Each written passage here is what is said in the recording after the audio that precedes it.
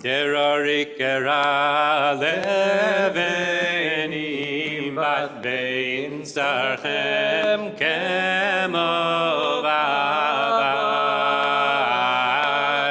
name shimchem velo yush bat shevunechu beyom Shabbat shevunechu beyom Shabbat. Hey, Rabbi Davis, what are you doing? I'm just singing a favorite Zemer. Yeah, I got that, but why this one? Oh, do you mean you prefer this one? Derorikra levenim bat ve'in sarchem kemo vavat nim shimchem velo yushpat shevunuchu b'yom Shabbat. Yeah, the Beach Boys and Rabbi Brian Wilson. I like that one too, but why are you singing Dvari Kra? Not why that tune, but why this song. Yeah. Well, I was thinking about a verse from the Parsha from which the song gets its name. Ukratem dror ba'aretz, proclaim liberty throughout the land. I see. That's a verse good enough to be cast in bronze. What are you talking about? Well, that's the verse inscribed on the Liberty Bell. Right. I think I knew that, but I wonder why that verse was chosen to be put on the Liberty Bell. Good question, Rabbi. But we might need to explain to our Canadian friends a little bit of background about the Liberty Bell. Probably not just the Canadians. I think many of us, myself included, could use a refresher about that bell. Well, Rabbi, it goes back to 1751. You see, the Pennsylvania Assembly ordered a bell to commemorate the 50th anniversary of something called the Charter of Privileges. The Charter of Privileges? Yes, William Penn authored this forward-thinking charter that permitted religious freedom, the consent to the governed, and other laws pertaining to property rights. The text of the charter is regarded as a shining example of the ideals of freedom of worship, human equality, individual rights, and self-government. Okay. So now I think I understand why this verse was chosen for the bell. Because in the Torah, this verse proclaimed liberty throughout the lands. It was said in reference to the Jubilee, or the 50th year, and this bell celebrated the 50th anniversary of the charter that enshrined freedom into law. Exactly. This verse was the call for freedom. In the Jubilee year, slaves were released, land returned to its original owner, debts were canceled. It was a societal reset. Ukratem dror was a call for dignity and a recognition that for a nation to be free, all people had to know freedom. Because treating people any less than fully human corrupts the soul of the entire nation. It's a powerful charge to a nation, a chance to right wrongs, to give a second chance to establish a just society. Well said, well said. But with all due respect to the Parsha, what made the bell famous was not the verse, rather what happened to the bell a few years later. On July 8th, 1776, the bell was rung from the top of Philadelphia's Independence Hall, summoning citizens to gather to hear the first reading of the Declaration of Independence. Later, in 1837, the bell was adopted by abolitionists as a symbol of their fight to free slaves. It appeared on the cover of an anti-slavery journal appropriately called Liberty. That is when it was first referred to as the Liberty Bell. This tour of American Carolyn history, it's interesting, but today I can't help but think about the crack. Well, like many interesting topics, there is a debate about when and how the bell cracked. No one knows for sure. Yeah, but whenever and however the bell cracked, in a way, to me, it feels, especially this week, like an appropriate metaphor of our nation. Here we are to proclaim liberty throughout the lands for all citizens, but after this week, it's just once again so painfully obvious that we have failed to live up to the bell's proclamation. We failed to hear and to heed its call. In fact, in some ways, it feels like the crack, the fissures, are sadly widening. You're talking about Buffalo. Yes, I've been reading about what's called the Great White Replacement Theory that motivated the attacker. It's the ideal that white people are the so-called real Americans and that they're being replaced by people of color who are taking away their economic, social and cultural influence.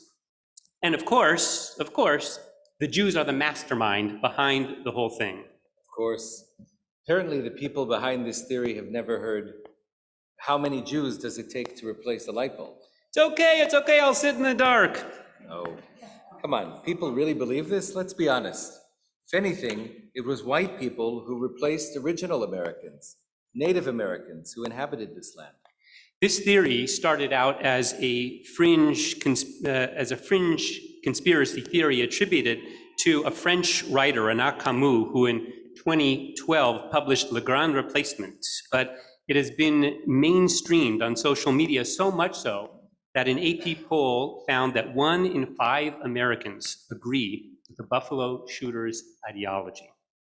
That, combined with easy access to guns for people who shouldn't have them, and mental health issues that were missed and went unaddressed, and we saw the deadly results, a mass shooting that killed 10 Black people in Buffalo. Previously, it was 11 Jews in Pittsburgh, 22 Latinos in El Paso, 51 Muslims in New Zealand. All were directly motivated by this same sick theory. I can't even believe that we have to talk about this. Clearly, the bell has a crack in it. Maybe we need to get people to read more closely. The bell doesn't say, proclaim liberty for all white people, nor does it say, proclaim liberty for all citizens. Rather, proclaim liberty to all who inhabit the land. How far are we from that vision? Once again, after Buffalo, rather than freedom, people of color live in fear. Rather than freedom, they feel threatened and targeted. Rather than freedom, we are plagued by prejudice. And for Jews of color, this time must be particularly challenging. Anti-Semitism filled the killer's manifesto, and it's at the core of this replacement theory. You remember the march in Charlottesville with people chanting, "Jews will not replace us." Well, last year, the organizers of the march were tried and convicted, but their ideology did not get locked away. I'm telling you, there is a crack in the bell. And the crack is not new. That's right. A new book by Rabbi Meir Soloveitchik called Proclaim Liberty, the Hebrew Bible in the United States, explores the influence of the Hebrew Bible on America's founders. And if we're honest, we have to admit that it is a complicated picture. It wasn't all proclaim liberty throughout the land. What do you mean? Well, even as the Hebrew Bible inspired the pursuit of freedom, some use it to justify taking away freedom. So, for example, in the debate in America over slavery, abolitionists turned to our Parsha to call for the release of slaves. At the same time, slaveholders turned to our Parsha to defend their position, saying, yes, slaves were released on the 50th year, but what about the other 49? That's so disturbing. My point is that this hour demands honesty. As Americans, we have to admit that we have a problem, and as Jews, we have to accept our special responsibility. We have a problem. Buffalo was not the work of some deranged stone wolf. It was the result of a toxic mixture of an angry, of a violent population, and a deadly theory, metastasizing. We can't allow ourselves numb to the issue and say, well, that's just the way it is in America. And we have a responsibility. As Jews, we cannot afford to look the other way because doing so is dangerous and because it's wrong. We can't say, listen, well, we taught proclaim liberty, we did our duty. That's not enough. Clearly, the bell has not rung loud enough. The message has not gotten through. We say that we are to be a light unto the nations. Well, that light is needed now. We're called upon to heal the soul of our nation, to be a conscience for our nation, a voice for freedom. You know, Rabbi, you remind me of the commentary on the Parsha that you so kindly gave me right here. Proclaim liberty. Yovel hi lachem. This word Yovel is usually translated as Jubilee. It shall be a Jubilee year for you. The commentators debate the meaning of this word. Rashi says it refers to the shofar that was sounded to announce the release of slaves. So in other words, the Israelites, they didn't ring a liberty bell, they blew a liberty shofar, meaning that liberty must be announced loudly for all to hear. we are called upon to lift our voice, to be that shofar and call for freedom, to speak out about bigotry and anti-Semitism and hatred. Ukratem. This is our calling. Exactly. That's one interpretation of the word rebel, but there is another worth mentioning.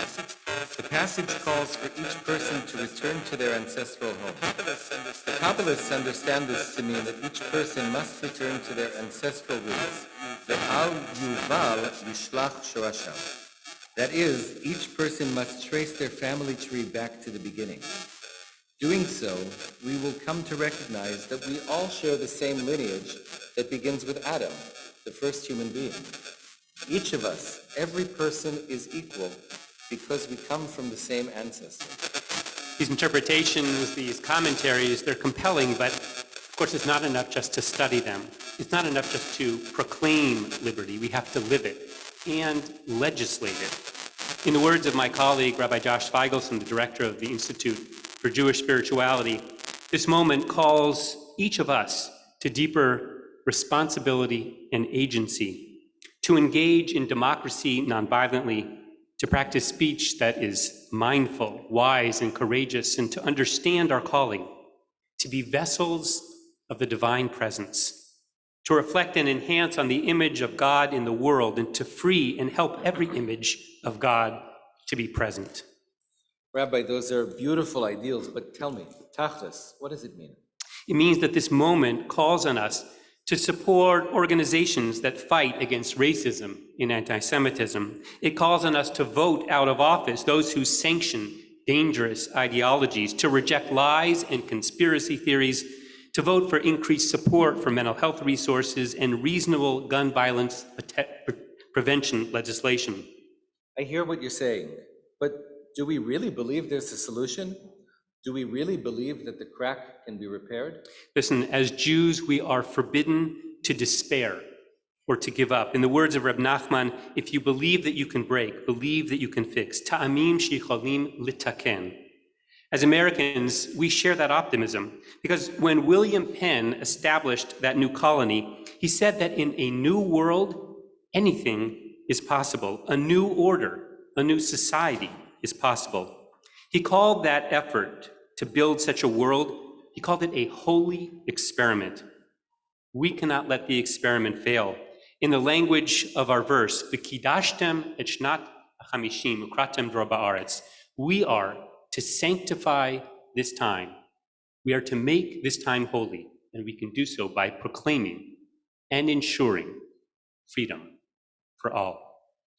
Terori kral leveni bad ve'in sarchem kemo vavad ve'im shimchem velo yushbat shevunu b'yom Shabbat.